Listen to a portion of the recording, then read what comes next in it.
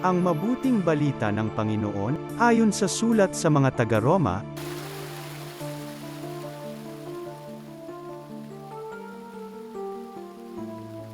Noong dumating si Pablo sa Antioquia ng Pisidia, tumayo siya sa sinagoga at sinenyasan silang tumahimik.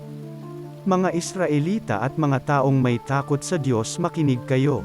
Ang Diyos ng ating bansang Israel ang humirang sa ating mga ninuno.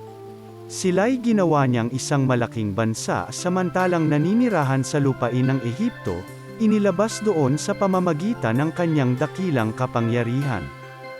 At nang alisin ng Diyos si Saulo, inihalili si David upang maghari sa kanila. At ganito ang patuto ng Diyos tungkol sa kanya.